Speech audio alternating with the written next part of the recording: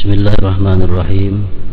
Alhamdulillahirabbil alamin wassalatu wassalamu ala asyrafil anbiya'i wal mursalin sayyidina maulana Muhammadin wa ala alihi wa sahbihi ajma'in. Qala al-imam al-habib al-allamah Ahmad bin Zain bin Alawi al-Habsyi rahimahullah nafa'ana bi ulumihi.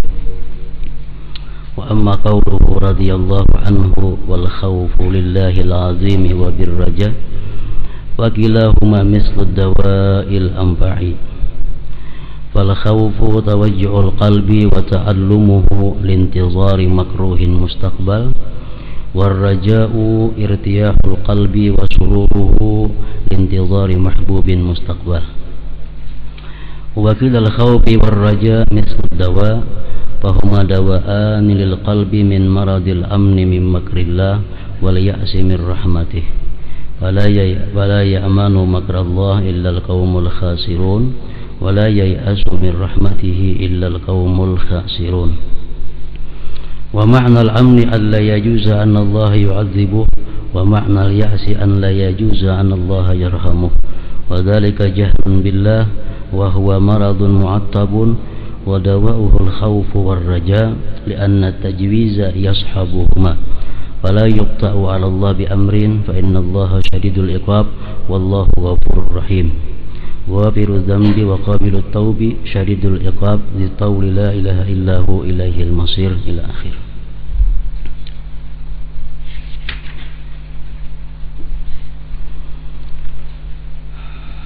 Makna daripada kalam Al-Habib harap dan takut.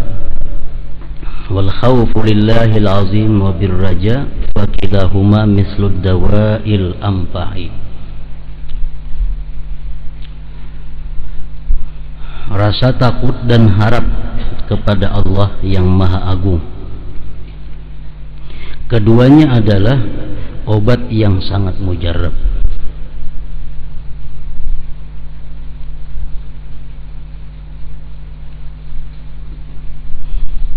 Orang-orang yang suka maksiat itu paling mujarab diobati dengan khauf, dengan takut.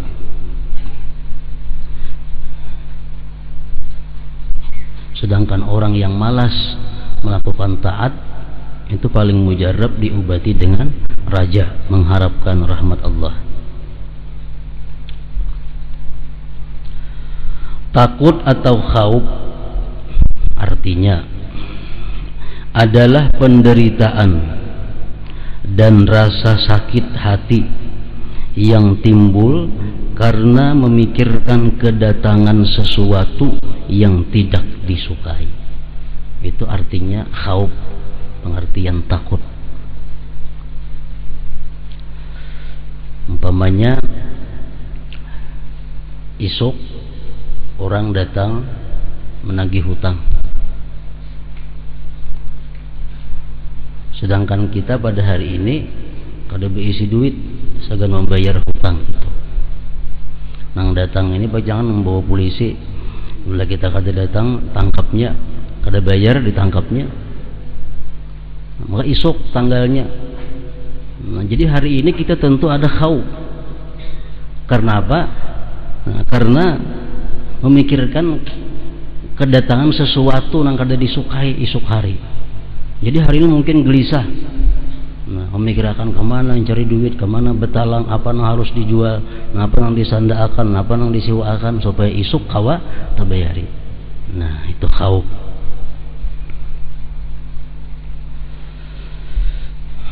Sedangkan harap, raja, adalah ketentraman dan kebahagiaan hati yang muncul karena menunggu kedatangan sesuatu yang menyenangkan.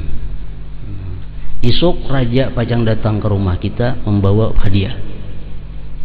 Nah, tentu kita hari ini menunggu esok, hati kita bahagia, hati kita senang, dan kita bekerja, berusaha membersih rumah, menghiasi rumah untuk menyambut kedatangan raja tadi. Nah, itulah ngarannya harap di sini.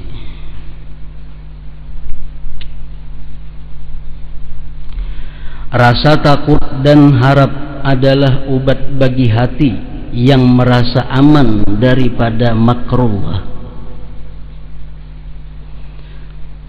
dan berputus asa dari rahmat Allah.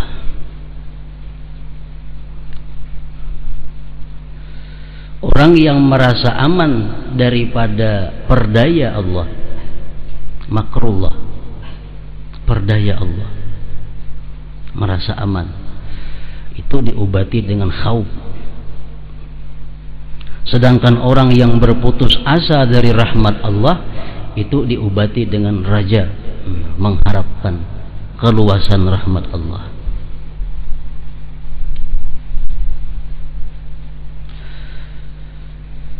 Hanya orang-orang yang merugilah yang merasa aman daripada makrullah, perdaya Allah, dan berputus asa dari rahmatnya. Itu orang-orang yang rugi. Merasa aman dari makrullah, perdaya Allah, artinya meyakini bahwa Allah tidak mungkin menyiksanya. Ada anggapan di dalam hati kita bahwa Allah itu kada akan menyiksa aku. Ada anggapan di hati kita bahwa Allah itu kada memasukkan kita ke neraka.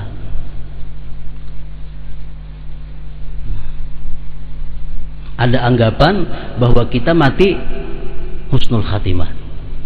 Nah, ini ngarannya adalah aman, merasa aman dengan tipu daya Allah. Yang kalau kita dalam hati ada merasa demikian, hati rasa masuk surga, hati rasa matinya husnul khatimah, hati merasa bahwa dia selamat daripada api neraka. Kalau ada rasa-rasa macam itu mesti diobati dengan khauf, dengan takut kepada Allah.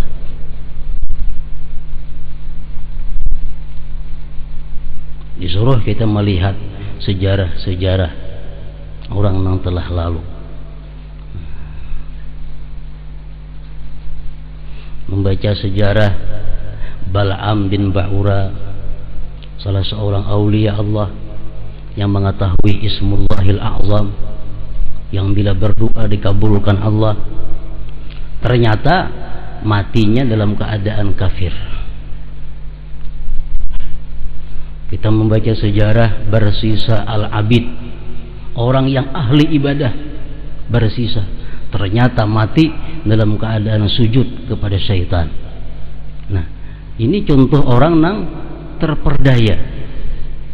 Kalau kita merasa aman bahwa kita sudah merasa punya ibadah yang banyak, kita merasa punya wiritan yang banyak, kalau mati asa husnul khatimah, nah ini kada boleh.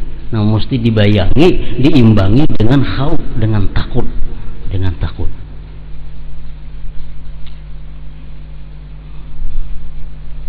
Salah seorang khadamnya Rasulullah sallallahu alaihi wasallam yang bernama Karkarah, ini orang yang berkhadam kepada Rasulullah. Rasulullah perang, 4 perang. Kemana Rasulullah? Keluar 4, membantu Rasulullah. Dalam peperangan Karkarah mati berperang. Berperang 4 lawan Rasulullah. Karkarah ini mati dalam perang, mati syahid hitungannya nih.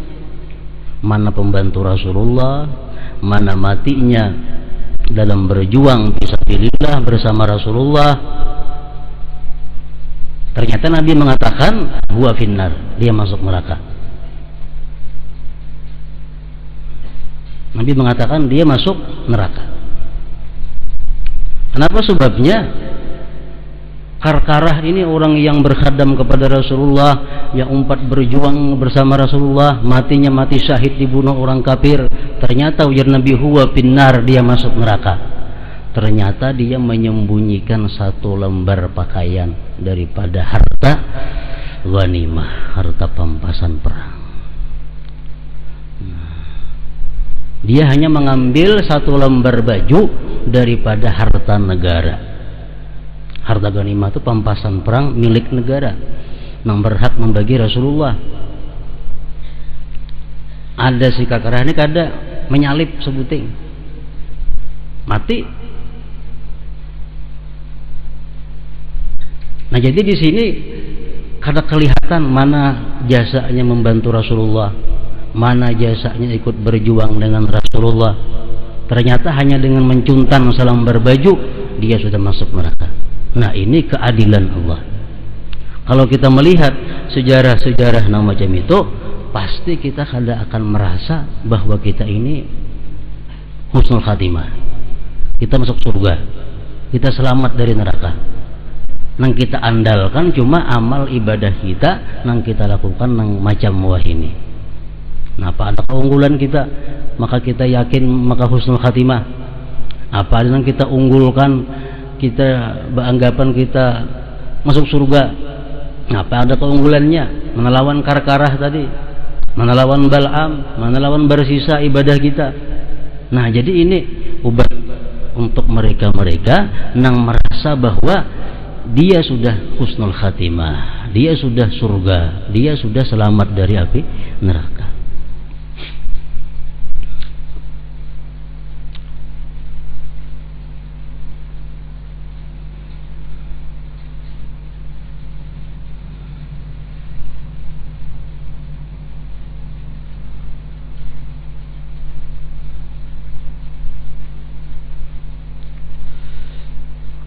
Dalam sejarah lagi disebutkan Yazid bin Muawiyah. Yazid bin Muawiyah anak oleh Muawiyah. Muawiyah ini ipar oleh Nabi. Ipar oleh Nabi kita dan sanaknya Ummu Habibah istri Rasulullah sallallahu alaihi wasallam. Ini Yazid anak oleh Muawiyah. Muawiyah ini adalah semasa hidupnya Nabi termasuk salah seorang juru tulis wahyu. Nah, jadi Yazid ini bukan main, mamarinanya ada istri Rasulullah, abahnya Muawiyah. Ternyata Yazid ini mati dalam keadaan kafir dengan Allah Subhanahu wa ta'ala. Jadi kada ada alasan kita ini beranggapan bahwa kita pasti selamat daripada su'ul khatimah. Kada ada alasan kita selamat daripada neraka. Nah, kada pasti semuaan itu.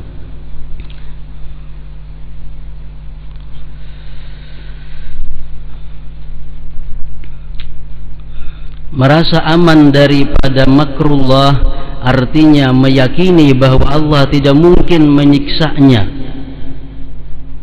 Itu khauf ubatnya itu.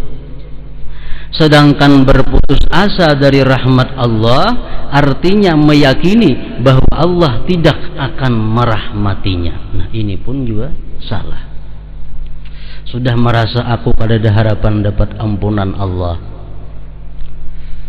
merasa bahwa kada ada harapan aku masuk surga, merasa kada ada harapan aku husnul khatimah. Nah ini pun salah. Ini mesti diobati dengan raja, dengan mengharap keluasan rahmat Allah.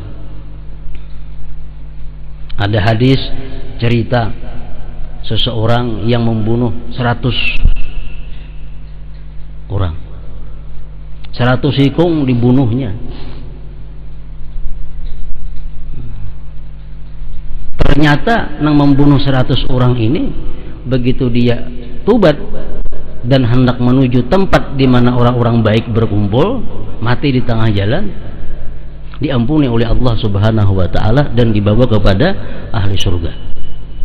Padahal dosanya 100 orang yang dibunuh. Kan membunuh seekong orang aja, membunuh 10 orang aja, jangan berputus asa daripada rahmat Allah. Nah, membunuh 100 nyawa pun dapat rahmat Allah, asalkan mau mengharap.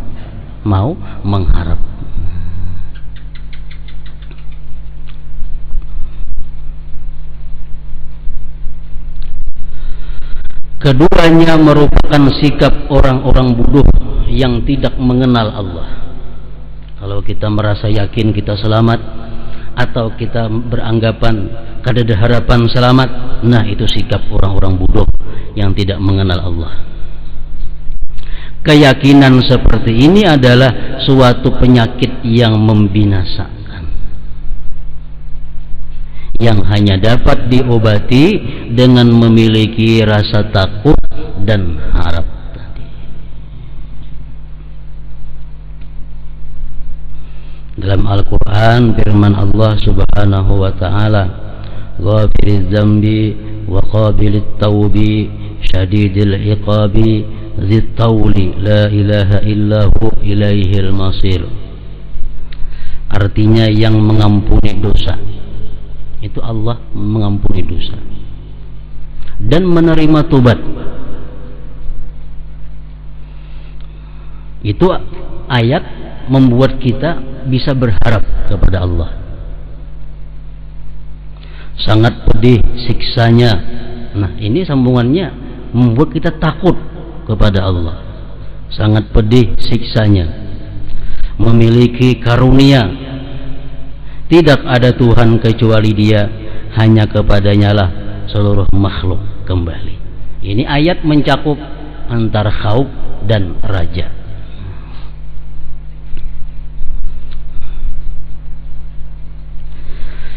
Hati akan merasa sakit dan menderita ketika membayangkan betapa kerasnya siksa Allah Ta'ala.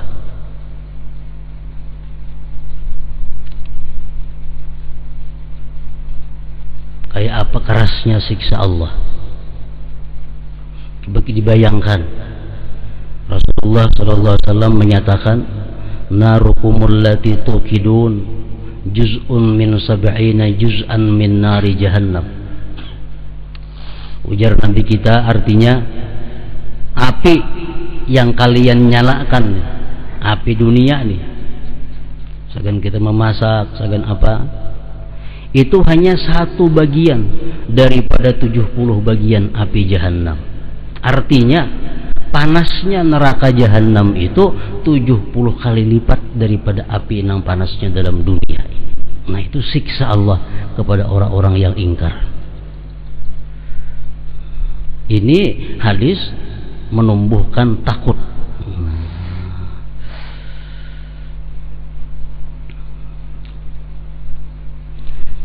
Diriwayatkan bahwa Rasulullah bersama para sahabat dudukan.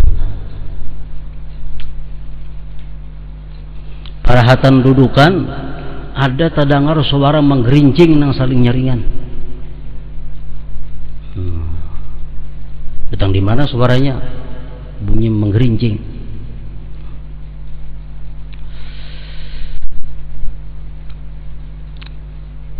Ujar Nabi, kamu tahulah bunyi apa nang tadi? Ujar sahabat, Allah wa Rasuluhu a'lam. Allah dan Rasul yang tahu, kami kada tahu bunyi apa itu. Ujar Nabi, itu batu nang telah diluntarkan 70 tahun yang lewat, baru sekarang sampai ke dasar neraka jahanam. Nah, itu dalamnya neraka jahanam. Dari tabing ini yang digugurakan batu 70 tahun hanya sampai ke dasarnya. Itulah tempatnya siksaan orang-orang yang ingkar menentang Allah Subhanahu wa ta'ala.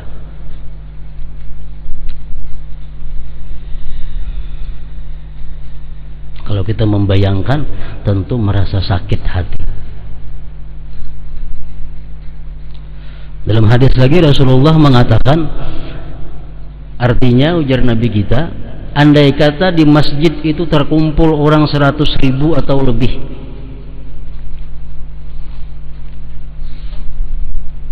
dan bernapas satu orang ahli neraka,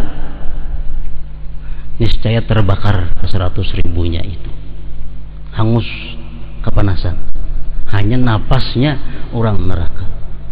Makanya syadidil iqab, Allah itu punya siksa yang keras. Allah kalau menyiksa kada ma'al-alang, kalau memberikan nikmat pun kada ma'al-alang. Syadidil iqab, bersangatan siksanya. Bila kita baca ayat-ayat seperti itu, sedangkan kita merasa ada maksiat, ada salah lawan Tuhan, tentu ada timbul rasa sakit di dalam hati kita. Nah, itu ngarannya khauf.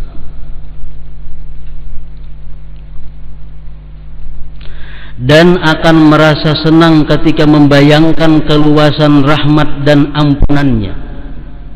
Kalau kita membayangkan betapa luasnya rahmat Allah, berapa luas ampunannya, timbul dalam hati kita senang.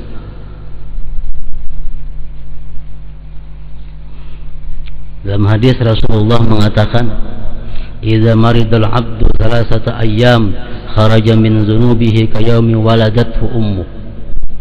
Ini keluasan rahmat Allah dan ampunannya. Ujar Nabi kita, apabila garing seorang hamba itu 3 hari, 3 hari garing, cigar, maka dia keluar daripada dosanya seperti bayi yang baru lahir. Kalau kita mendengar itu dan kita biasa garing 3 hari lebih, tentu akan timbul gembira di hati kita dan mengharap kepada Allah.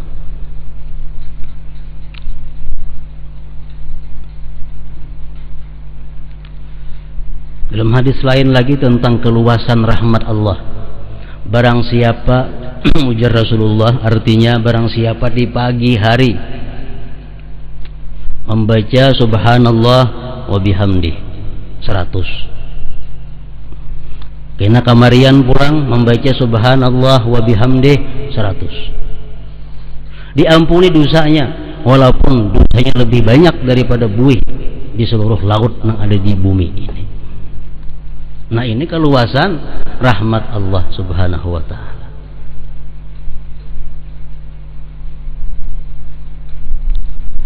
Ada lagi hadis mengatakan, barang siapa mengata raditu billahi rabba wa bil islami dina wa bi muhammadir rasula,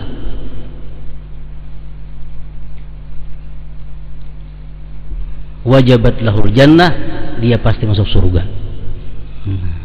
Siapa yang membaca raditu billahi rabba wa bil islami dina wa bi muhammadin rasula, wajabat lahul jannah, ujar Nabi kita, dia pasti masuk surga. Maka itu hadis. Ini luasnya rahmat Allah yang bisa menumbuhkan kita berharap kepada Allah subhanahu wa ta'ala.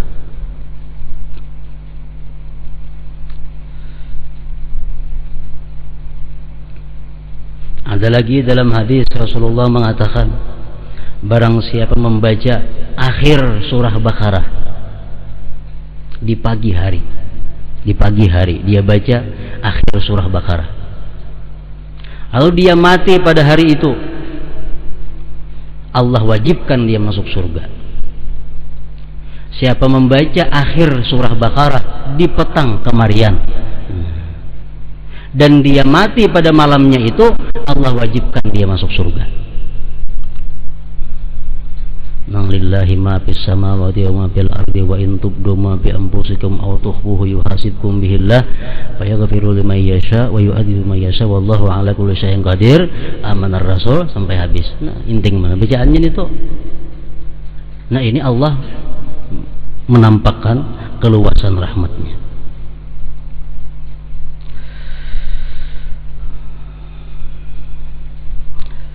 Dan akan merasa senang hati kita, maksudnya ketika membayangkan keluasan rahmat dan ampunannya, meskipun pada saat yang bersamaan ia mengetahui betapa keras siksa Allah.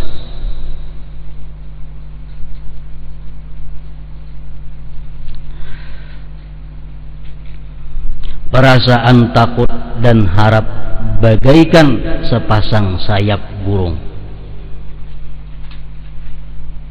Rasa harap akan menggerakkannya untuk berbuat kebaikan sebanyak mungkin.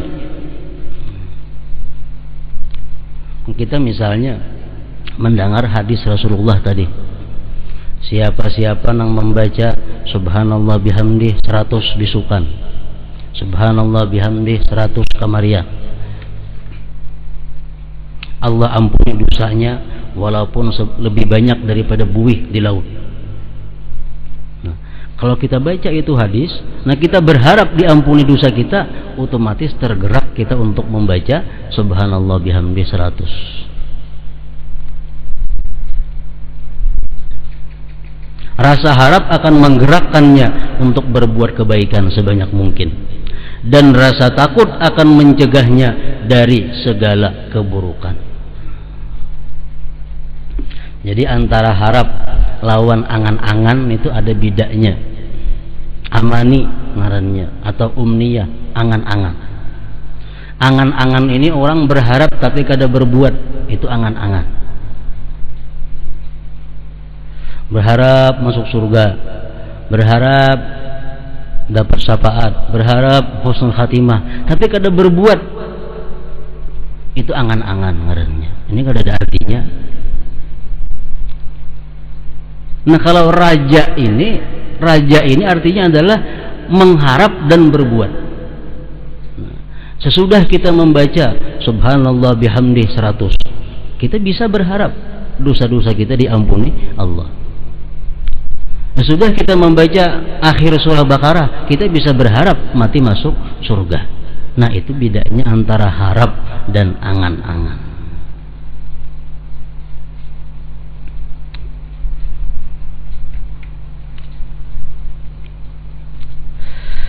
Harap dan takut adalah dua makam para salik dan hal orang-orang yang meniti jalan menuju Allah, Tuhan alam semesta. Barang siapa yang benar-benar memiliki kedua sifat tersebut, harap dan takut tadi, maka dia telah memiliki dua makam. Salah satu makam yang mesti dinaiki oleh orang yang berjalan menuju Allah, itu ada makam harap dan takut. Nah, makam harap dan takut itu dijadikan untuk mengimbangi perasaan seseorang. Karena perasaan timbul karena rasa baik, nah imbangi dengan takut. Timbul perasaan kita terlalu pada baik, imbangi dengan raja, mengharap rahmat Allah. Di dalam makam orang salikin, Al-Habib Abdullah Al-Idrus mengatakan, ini khauf dan raja sudah makam yang tinggi, makam 7 dan 8. Orang yang memiliki raja, khauf dan raja ini, khauf 7, raja itu 8.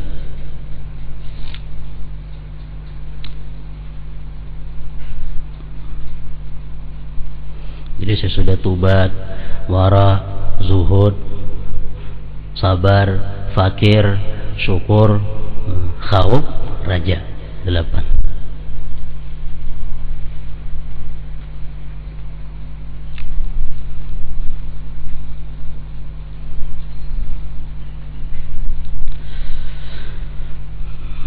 Maka dia telah memiliki dua makam. Sebab makam adalah semua sifat hati yang benar-benar telah melekat kuat dalam diri seseorang, dan hal adalah semua sifat hati yang belum melekat kuat dalam diri seseorang. Kalau hal itu kadang-kadang ada, kadang-kadang hilang. Tapi kalau sudah makam, itu melekat di dalam hatinya.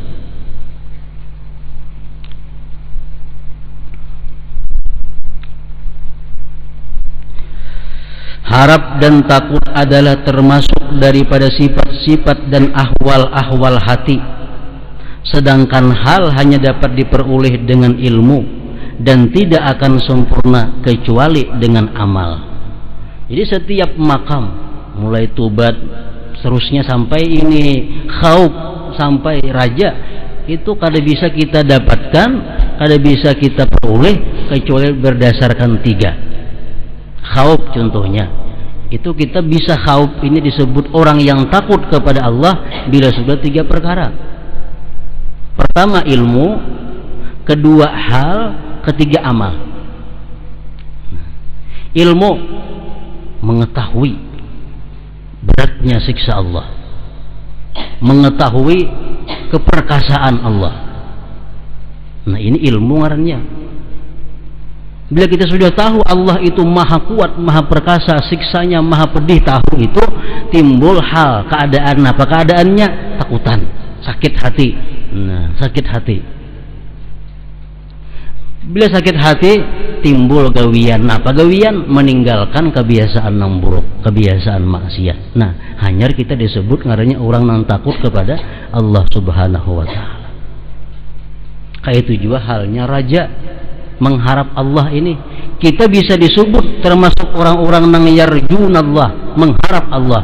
Kita bisa digolongkan ke situ dengan 3 perkara. 1 ilmu, 2 hal, 3 amal. Ilmu apa? Allah itu maha luas kasih sayangnya. Allah maha luas ampunannya. Baca kisah-kisah nang tadi keluasan ampunan Allah. Timbul dalam hati kita ini senang. Timbul dalam hati kita ini gemar beribadah. Itu hal ngarannya. Lalu dipraktikkan dalam gawian. Nah, ini amal. Umpamanya kita mendengar orang sembahyang ini dapat pahala yang besar daripada Allah. Nah, kita tahu itu, kita senang, kita gawi. Nah, kita ngarannya orang yang berharap kepada Allah Subhanahu wa taala. Jadi semuaan takutnya, harapnya itu mesti ada ilmu dahulu. Dari ilmu timbul keadaan hati, dari keadaan hati timbul praktik anggota.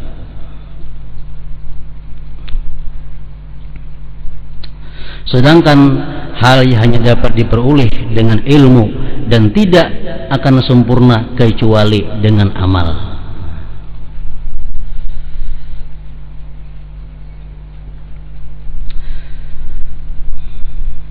Allah mewahyukan, "Faman kana yarju liqa'a rabbih falyamal 'amalan shalihan wa la yusyrik bi'ibadati rabbih ahada."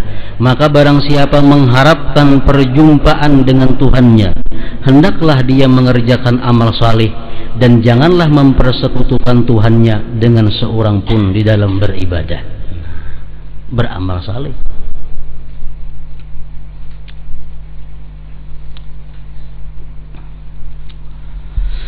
Seseorang yang berharap kepada Allah Ta'ala akan selalu berjuang untuk beramal salih dan tekun berbuat kebajikan. Jika harapannya benar, orang itu bisa disebut punya makam raja yang benar. Orang itu bisa bujur dikatakan punya makam harap kepada Allah yang bujur. Tandanya rajin beribadah kepada Allah Subhanahu wa Ta'ala. Maka dia akan merasakan kenikmatan dalam beribadah dan bermunajat kepada Allah Ta'ala. Dia akan bersikap seperti orang yang sedang memohon kepada seorang raja yang besar dan dermawan. Orang sembahyang itu ada dasarnya karena takut. Nah, kamu kalau sembahyang ku takutan sembahyang. Nah, ini takut nang bujur. Aku pernah sembahyang yang mendapat pahala Allah. Sembahyang, nah ini harap nang bujur. Ini harap nang bujur. Namun ibadah itu lebih baik didasari raja daripada khauf. Lebih baik dasarnya harap daripada takut.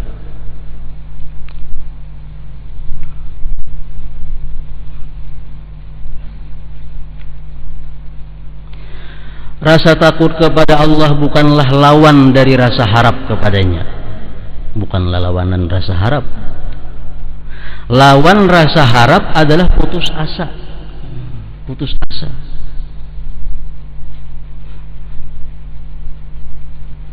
Sudah putus asa, sudah merasa berdoa kada kabul.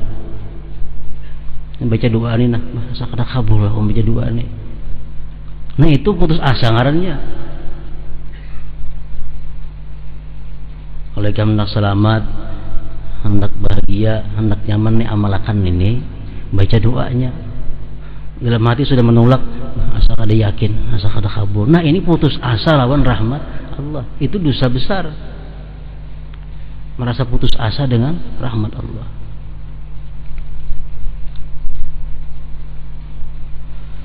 Sedangkan lawan rasa takut adalah perasaan aman dari makrullah, dari tipu daya Allah tadi.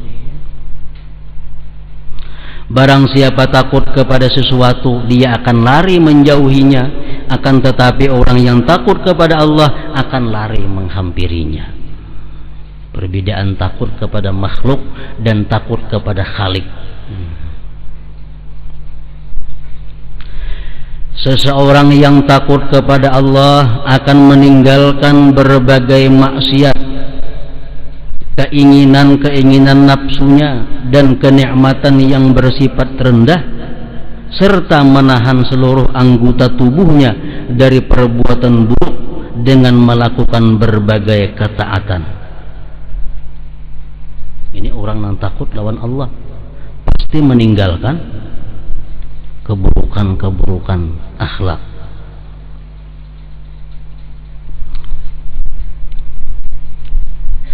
Rasulullah Shallallahu Alaihi Wasallam mengatakan dalam hadis yang panjang, yang ringkasannya artinya, ujar Nabi kita, di dalam neraka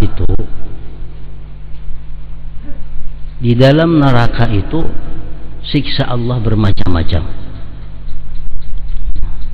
dan di antara siksa Allah itu ada yang sangat mengganggu kepada ahli neraka lainnya.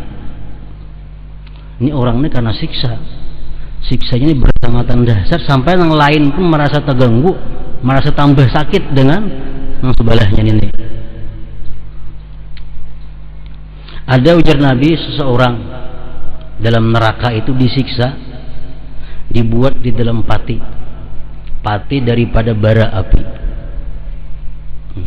dikunci, kuciak dalam pati bara api itu, sampai kawan neraka sebelah terganggu, kuciak nang dalam pati ini amuk-amuk.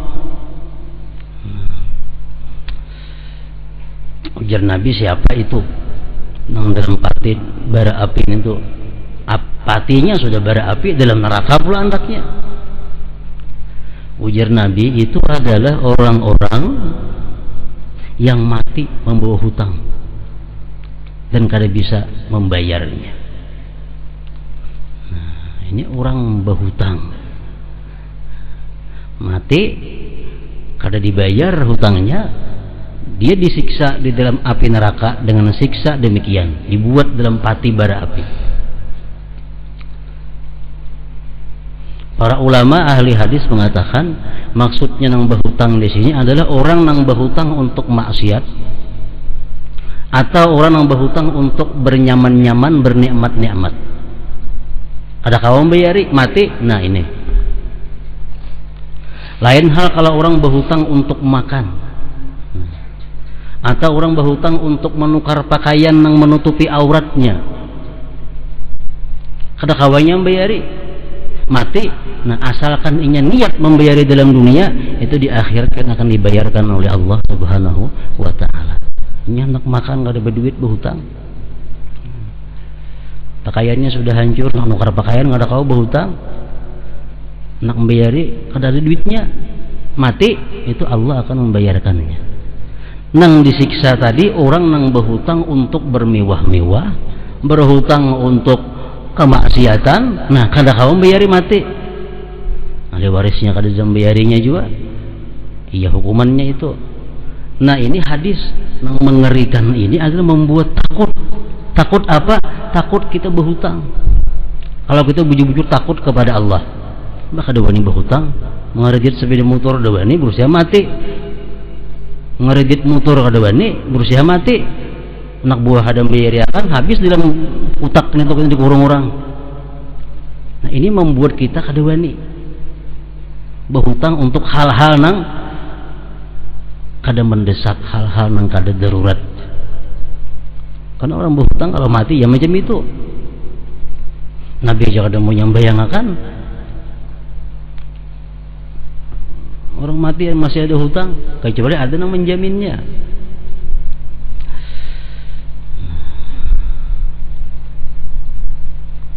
Jadi kalau kita takut bujur dengan Allah, takut bujur dengan ancaman siksa Allah, sedemikian ini takutan kita berhutang, takutan.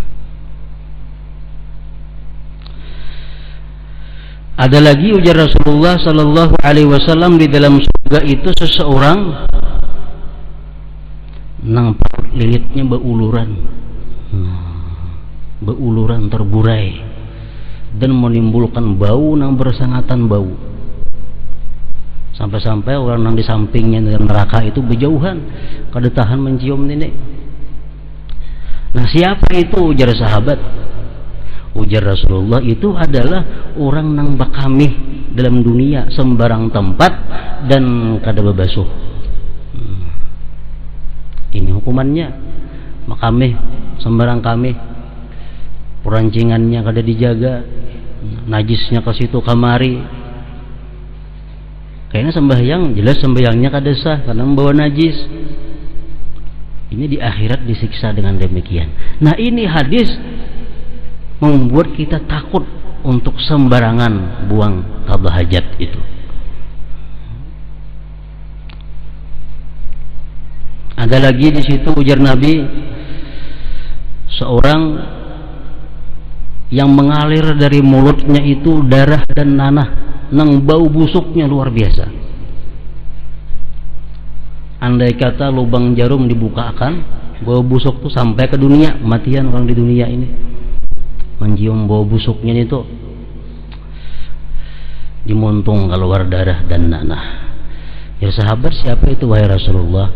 Ini Nabi orang-orang nang katuju menyampaikan berita nang ia dengar tanpa meneliti kebenaran berita itu. Ada habar kisahkan, ada habar kisahkan, kada diteliti habar ini bujur kada, habar dusta, fitnah atau apa. Nah, ini kada kau menyimpan,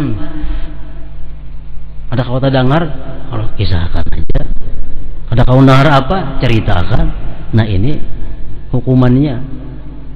Nah, ini hadis, ini ancaman. Kalau kita takut dengan Allah, takut dengan siksa Allah, hati-hati mendengar berita-berita itu, jangan sebarang umumkan, sebarang sampaikan.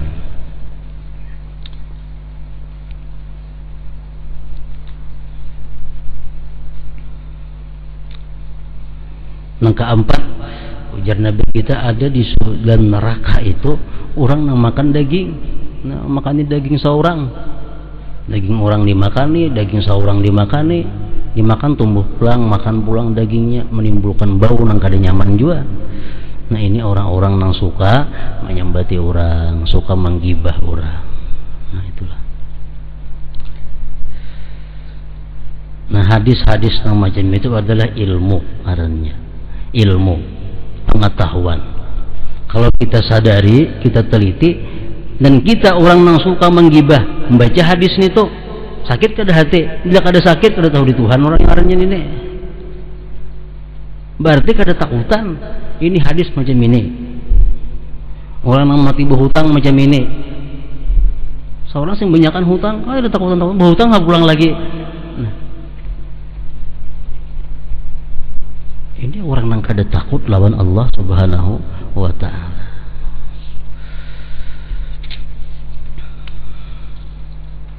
Seseorang yang takut kepada Allah akan meninggalkan berbagai kemaksiatan, berbagai maksiat, keinginan nafsunya dan kenikmatan yang bersifat rendah, serta menahan seluruh anggota tubuhnya dari perbuatan buruk dengan melakukan berbagai ketaatan. Rasa takut dapat diperoleh dengan mengenal Allah dan mengetahui sifat-sifatnya. Allah Ta'ala mewahyukan, innama yakhshallah min ibadihil ulama. Nyasanya sesungguhnya yang takut kepada Allah di antara hamba-hambanya hanyalah para ulama. Maksudnya apa? Orang yang takut kepada Allah itulah yang disebut ngarannya ulama. Jadi ulama itu dalam pandangan Allah bukan orang yang banyak menguasai ilmu, bukan orang yang banyak hafal hadis, bukan orang yang banyak hafal Quran. Ngaran ulama itu menurut Allah ada orang yang takut kepada Allah. Innama yakhshallah min ibadihil ulama. Perasaan takut juga dapat diperoleh seseorang dengan benar-benar mengetahui berbagai aib dirinya dan menyadari betapa sering dia mengabaikan perintah Allah dan larangannya. Orang yang benar-benar merasa takut kepada Allah dan siksanya akan selalu sibuk mengawasi dirinya dan memanfaatkan semua waktu yang dia miliki dengan baik agar tidak terjerumus dalam hal-hal yang tidak diridai Allah. Itu orang takut lawan Allah kalau kabar lagi mencari aib orang. Kenapa? Karena dia sibuk membaiki, meneliti aib dirinya seorang. Tingkat terendah orang yang merasa takut kepada Allah adalah jika dia mampu mencegah dirinya untuk tidak melakukan semua yang dilarang Allah, sehingga dia menjadi seorang wari', orang yang wara. Wara adalah meninggalkan semua yang dilarang Allah. Ini tingkat paling rendah. Nang haram semua tinggalkannya. Nang makruh kada masih tagawi, itu sudah dapat sekurang-kurang takut ngarannya. Sudah berhak menyandang titel orang yang wara. Iffah merupakan bagian dari wara. Iffah adalah menjauhkan diri dari segala keinginan nafsu nang kada baik tentunya. Usaha untuk menahan diri dari semua yang dilarang dan syubhat disebut takwa. Nang dilarang dihindari, nang kada jelas hukumnya dihindari, kalau kawa macam itu takwa ngarannya. Dan ketakwaan ini merupakan hasil dari rasa takut yang merupakan salah satu keadaan hati yang timbul karena ilmu. Jadi takut ini sebenarnya bukan hanya dimiliki oleh orang-orang yang maksiat kepada Allah. Takut ini pun juga dimiliki oleh orang-orang yang rajin berbuat taat kepada Allah. Para ulama sufi mengatakan orang yang ahli ibadah kepada Allah, orang yang selalu taat kepada Allah, dia pun sekurang-kurangnya memiliki 3 rasa takut.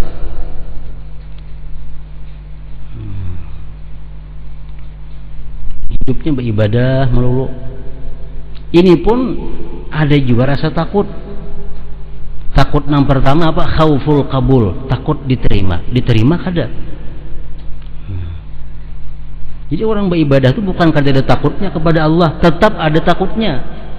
Pertama, ibadahku ini diterima atau kada tahu lagi.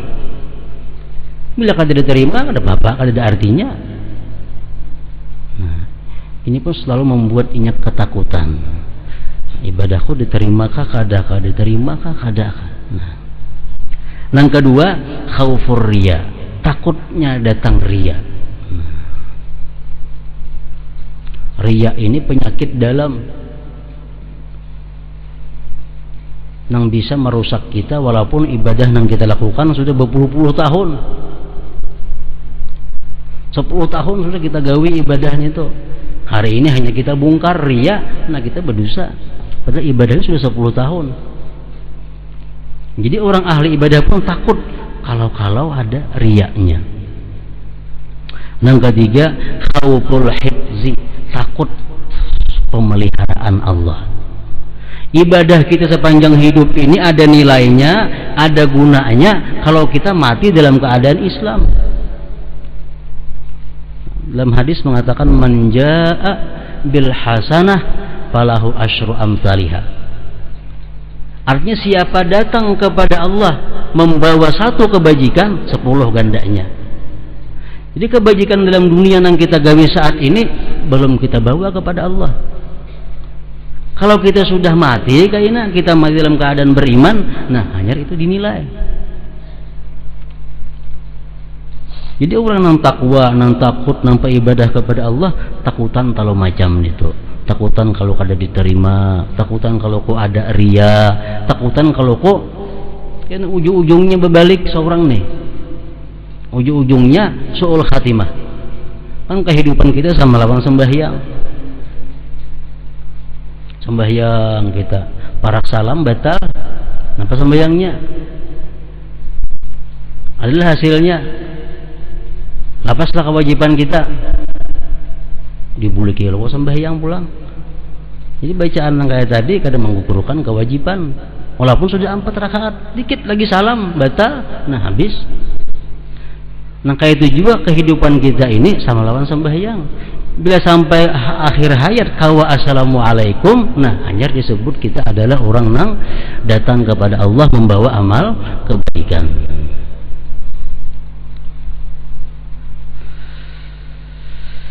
Rasa takut merupakan cambuk yang digunakan Allah untuk mengarahkan hamba-hambanya agar mereka mengabdi dan beradab kepadanya, sehingga mereka menjadi dekat dengannya Allah Subhanahu wa ta'ala. Nah, kemudian derajat tertinggi rasa takut.